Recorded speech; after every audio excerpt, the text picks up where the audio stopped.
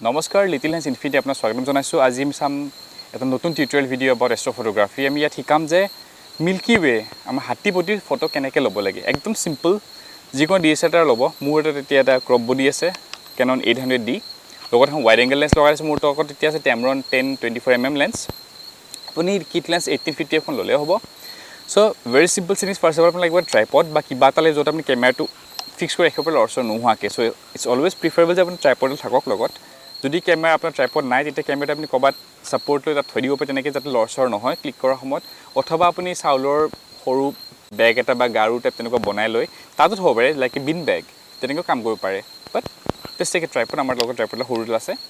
নাও আমি সেটিং কি লম সিম্পল আপুনি যাব মেনুৱেল মোডত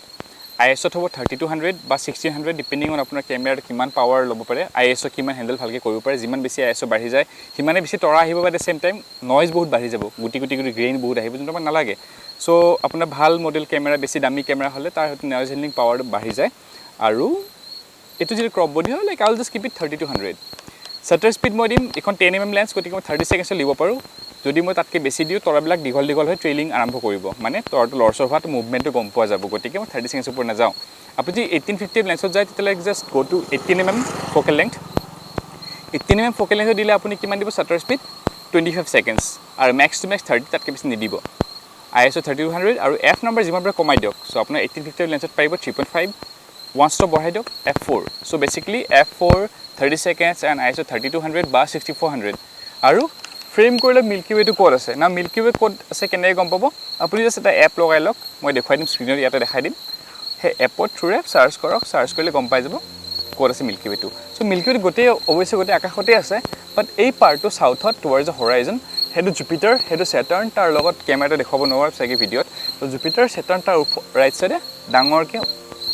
হাতীপতিটো আমি দেখা পাম মেইন কোৰ পাৰ্টটো this is very interesting for photographing so আমি এতিয়া হেডু কৰিম ক্যামেৰা থম থৈ মই ফ্ৰেম কৰি লম জাস্ট এটা এপ্ৰক্সিমেট আইডিয়া লৈ ক্যামেৰা মই লাইভ ভিউ দিম লাইভ ভিউ দিলে কি হ'ব তেতিয়া মই ফোকাস মই ইনফিনিটি ৰাখিব লাগিব মেনুৱেল ফোকাস কৰি আৰু ইমেজ ষ্টেবিলাইজাৰ যদি আছে ষ্টেবিলাইজাৰ অফ কৰি দিব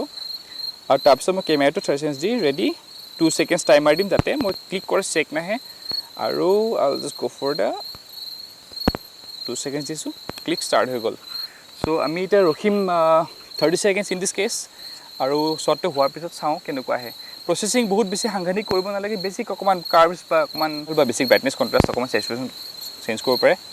ইমান বেছি একো নাই সিম্পল বস্তু main important thing is light position থাকিব নোৱাৰে এটা অকমান লাইট পজিশন ইয়াতে একাৰণে আছে বিকজ মই ভিডিওটো কৰিব কাৰণে গাড়ীৰ পাৰ্কিং লাইটটো ভাইটি ওৱান ব্লগাৰে অন কৰিছে he is taking a video for me so এখিনি হোৱাৰ পিছত আমি চাম কেনেকুৱা আহে সো লেটস চেক কি আহিলে বৰ ধুনীয়া ফ্ৰেম আহিছে অকমান ফৰগ্ৰাউণ্ডটো বেছি লাগিছে আৰু এটা মই হালকা আছে আৰু এটা লৈ লম so that was a very simple way to take the হাতীপতি মিল্কি ৱে সো আমি চাও কেনেকুৱা আহিলে শটটো